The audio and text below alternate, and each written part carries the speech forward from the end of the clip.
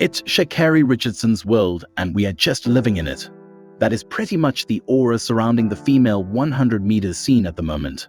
The American won the world title in 2023 in what was considered a movie-like moment after the events of the past. Those events make the 2024 Olympic season one that everyone will be having their eyes on Richardson. If we can recall, 3 years ago, the 23-year-old was just getting into scary form. She mauled everyone she faced, barring the Birmingham Diamond League heading into the Olympic trials, and clearly she was a major threat that year. However, due to a controversial marijuana issue, her season was cut short, and her dreams of making it to her first Olympic Games that was up in smokes. U.S. sprinter Sha'Carri Richardson will not compete in at least one event at the Olympic Games. The standout runner tested positive for cannabis at the U.S. Olympic trials in June. However, that controversial moment leads to where we are now. Sha'Carri Richardson as one of the most famous sprinters today. But more importantly, she has the chance of creating one of the greatest Olympic moments in history. Let us discuss why this is. When Richardson was banned for marijuana use, it caused major outrage because clearly marijuana wasn't a performance enhancement drug, and it presented itself as a platform to create major talking points for sporting legislation, general political implications, as well as a long-standing stigmatization of marijuana use.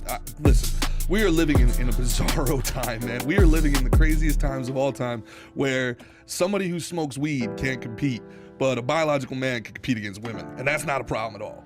Nobody has anything to say about that, where a biological man can go weightlift against women. During all that, Sha'Carri was only being seen as being more relatable character, leading to a massive growth in popularity. Without her at the Olympics, Jamaica would go on to sweep the 100 meters, making the fact she was not there even more painful for American fans. This very fact aided in the massive growth of her fan base. Her following got so big, she now has more followers on Instagram than the 3 Jamaican who swept the 100 meters combined.